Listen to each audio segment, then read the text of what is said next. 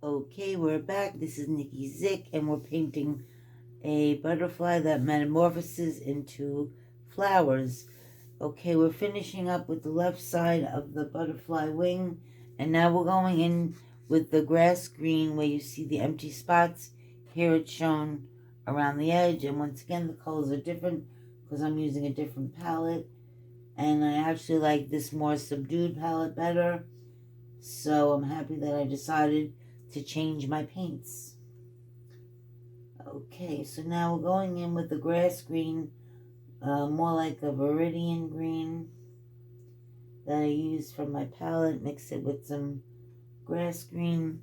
So now we're going to go onto the scallop. First we'll do the outer edge. We'll start with one scallop. We'll do the outer edge scallops.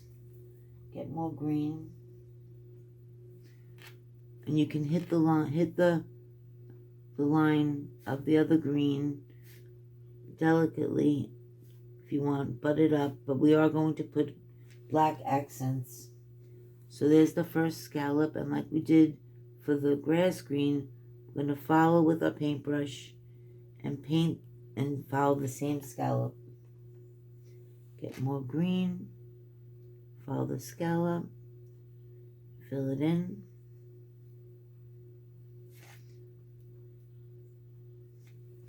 Now we'll go to the top, bring the green down around the purple. A little more paint. My paint's a little thin. Come down with the green, stopping at the pink, because that's when we're going to go in again for our next scallop. You can touch up, but you really don't have to be perfect with the color hitting the other color because we are going to be adding black. Okay, we're going to start at the bottom of the scallop here. I'm going to go to the green. I'm going to do it around the purple. Get some more green. I'm going to do the whole scallop. Now we're going to do the bottom of the scallop, bring it to the pink, and go around. Bring your scallop edge and go around to the pink and around and again. And follow your scallop to the edge. Now we fill in our scallops that we made. Start at the edge so your color is consistent and fill that in. Okay, now we're going to go to the bottom half. We'll do the outer edge first. We'll blend it into our last line. We'll follow it around, go around the bottom wing edge with the pink. Here's the corner. Now we're going to go around and follow the edge in the scallop with the green. We'll do the outside scallop first. We'll do one side, come around again. And there's one scallop edge. Okay. Now we'll go around the bottom, outside edge. Then we'll fill in on the inside. Go around your purple scallops with your green.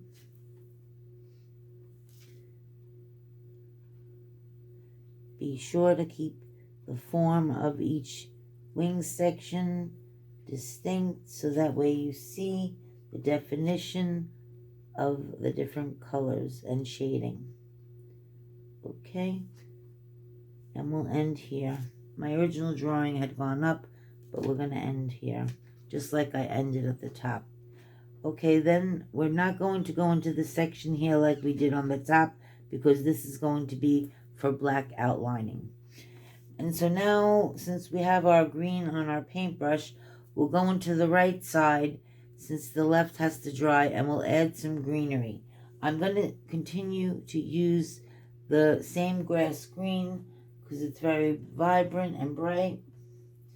Make sure it's nice and thick in my palette.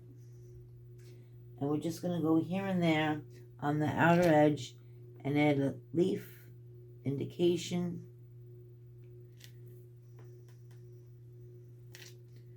Make it a little darker. You can add a little bit here. Actually, we're just adding some greenery to the rose garden on the butterfly painting. Let's see, we'll add some here. We don't want to go too far outside of our wing because we want to keep it looking like a butterfly.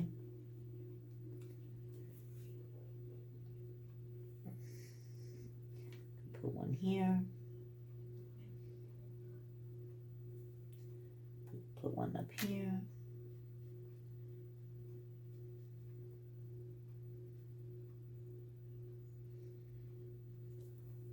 We'll be adding black details to the green as well, so it doesn't have to be perfect.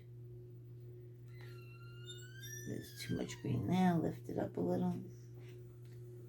Okay, now we're going to go into the centers of our roses and add some green little areas peeking through the bouquet of the wing. So you take your green, and everywhere there's an empty spot, add a little dab of green. I like this addition here. We'll put a little leaf there. I like adding this addition of green accents in my painting because I feel like it brought the two sides together more than just having the purples. I thought the green made it more cohesive as a painting. You could leave it out if you don't like it, but I happen to like it. So that's why it's in my painting. So here we go. We're finishing with the leaves. A few more here and there. You can always add a little more later. Go on with some more green here. Put some here, a little there.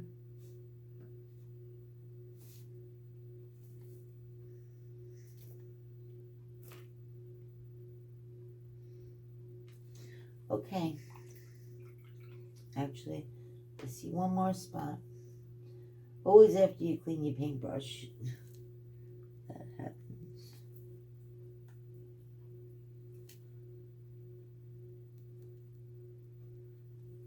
Okay, remember not to go over your markings for the top and bottom and sides. You want to have empty space around it so that it's pleasing to the eye and it has a nice frame. Okay, so now this side has to dry. We're going to take a break, let the right side dry, and then go back into the left with black, which is the final stage. We'll be right back. Okay, well, the right side is almost completely dry with the leaves and roses. So now we're going to go on the left side and now add the final touch of black accents. For the black, I'm using my black in my palette with my finest, well, not my finest, my smallest round brush that I have. We'll see if this one works. If not, I'll go to a thinner brush. But this is the one that I used last time. So what I should explain before I paint, let me put this. What I did here is called a hit or miss line.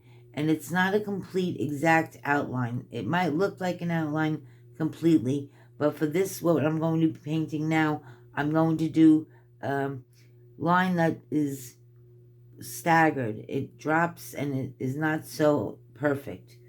You'll see as I paint. So we're going to go around.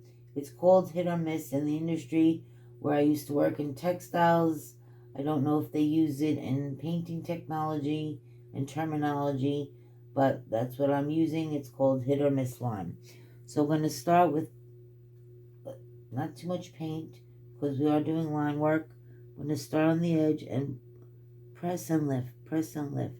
So it's dragging your paintbrush, lifting it. Dragging your paintbrush and lifting it.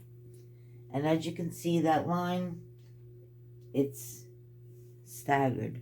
Now we're going to go on to the outer edge. We'll start at the bottom and we'll just go over every other We're not making a continuous line. We're just hitting every once in a while the scallop edge. We'll come and we'll do the bottom. Just here and there, add black accents. That's, in a nutshell, what hit or miss is. You don't want a complete full line. You just want a line that is an indication of an outline. It's a softer look. That's what it is in a nutshell. Okay, now we're going to come in and do the other green. And we're going to do the whole area that the green covers.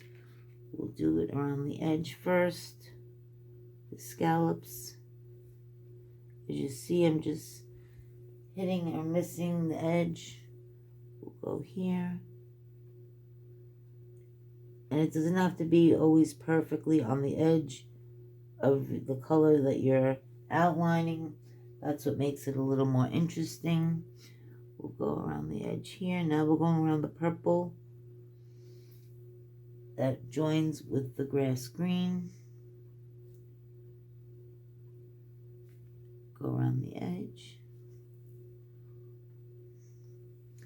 Now we'll go around the, actually we'll finish up here. We'll go around the bottom of the purple.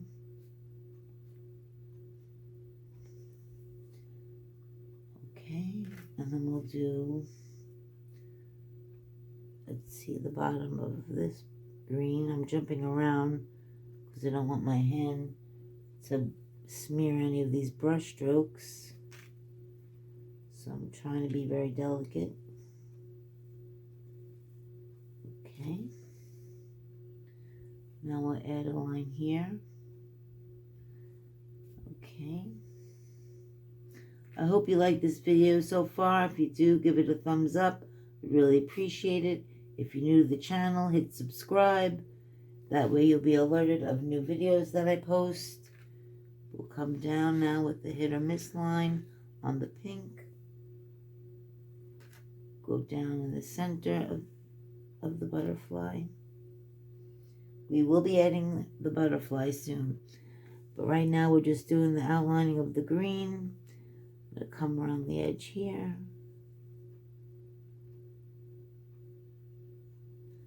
Okay. Now we're going to go around the bottom edge here of the pink and red violet wings sections, I should say. Okay, now we're going to do each section line, and this is going to be a broken line like we did on the outer edge. Over here you can see it's broken. On my original it's broken, so you can see what a broken line looks like. We'll start with the dark purple. Add some more black.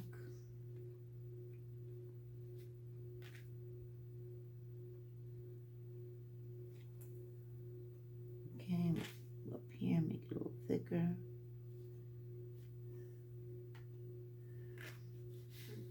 We'll go in between, just very lightly with the black line.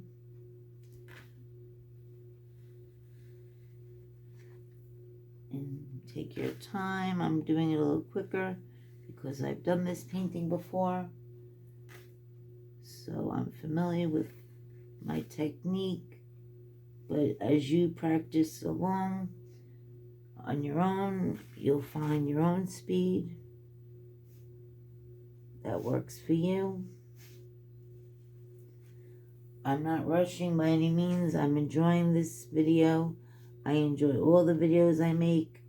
Painting is my passion, and I love to share it with you. Okay, we're almost done with the left side.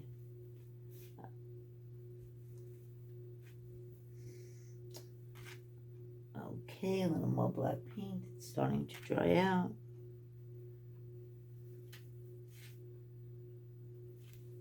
A little more water.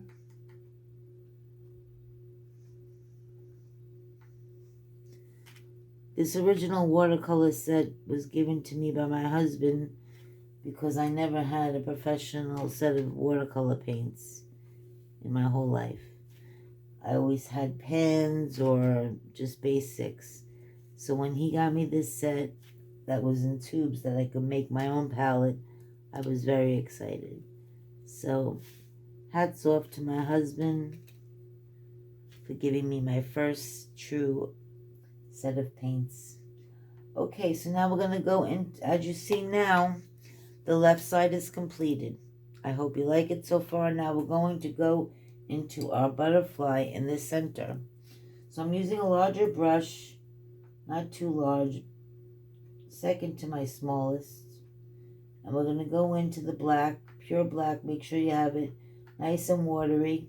You don't want any dry brush on this part of your painting. I'm going to go in first with an oval shaped head on the butterfly. I don't like round. Do it oval. Okay, then we're going to go into the long body. And I did mine in 3 sections to make it more interesting. So I have the first section is a long elongated oval. Then I did the second section, which is another elongated oval. And then I did the third section, which is a little baby oval, elongated. You can even them out, make them a little thicker. We'll add the antennas on the butterfly last with my liner brush. But there is your butterfly. Okay, now we're going to go back into the smaller brush that we did the black line work here, and we're going to do it on the right side and finish off our painting. So make sure we have enough black and it's ready to go, nice and thin, consistency, very watery, not on the creamy side at all, definitely on the watery side. And take off the excess, and we'll start with our roses on this inner part of the butterfly and work our way out. I'm just going to concentrate on the roses right now, and then we'll go into the outer leaves and give them details last. Okay, so now we're going to start in the center rose. Just do some squiggly lines here and there to show a flower. Again, center squiggly lines, outer edge. And you can get thinner and thicker. That makes it more interesting as well, the flower. But you don't want to overpower and put too much black. That's the thing I will emphasize the most, because what's beautiful about the flower and the painting are the colors, not just the black. Black makes everything muddy if you put too much. Okay, as you see here, we're coming along. This is a pretty fast process. There's not much time to think about it, which is the best way to do it. Just let your hand be free and just paint. Paint away. Here's the center. We're getting a little thick, but then as you see, I come out and go thinner. Okay, we'll go up top, work with this purple, the violet. Okay. We'll finish up top. And it's a real simple flower indication, the way I painted the background of the flower. And then this outlining technique is very basic, and it's also great for a beginner who is intimidated to do flowers and leaves. This is something that's fun to do and different. It's not so rigid and traditional as other painting styles. It's just a loose, fun technique. You could do the roses in a vase. You could do it all over rose pattern with this style of roses. Just again, squiggly lines over your flower that you painted already. I need to liquefy my black paint. And as you see, the right side of our butterfly is coming along. The black outlines is pulling it all together to the right side, and it mimics the feeling. So thick and thin is always interesting. A little thick on that side. Thin it out. Okay.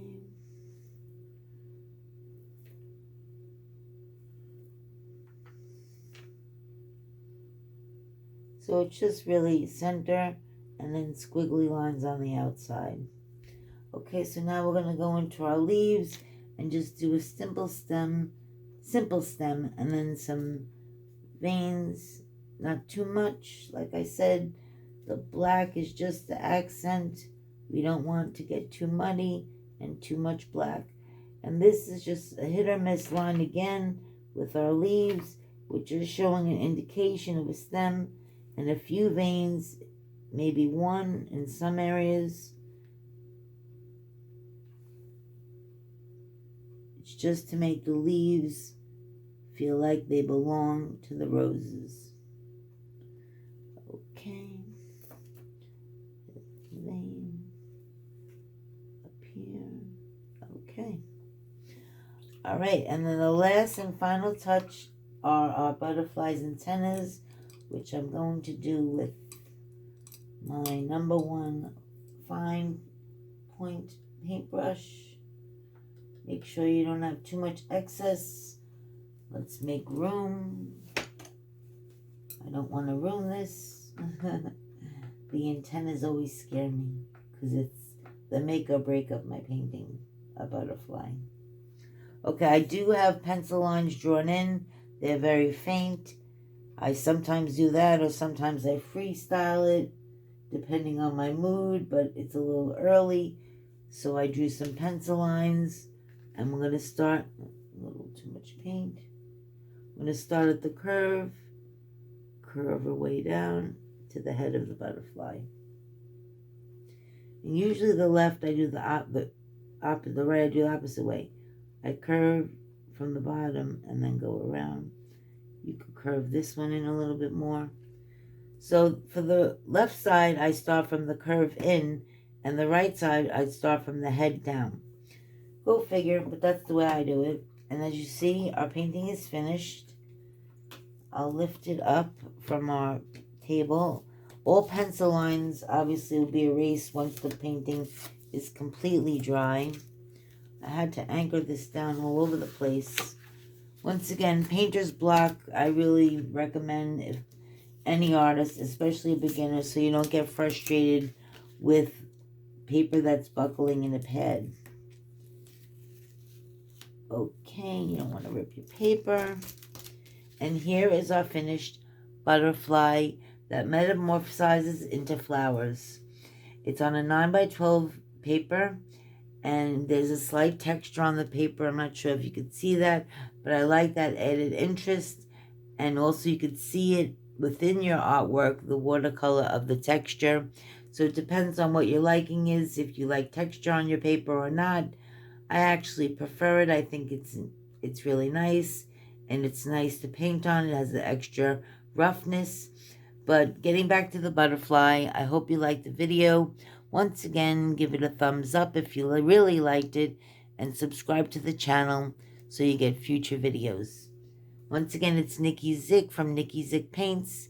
Have a great day. Bye-bye.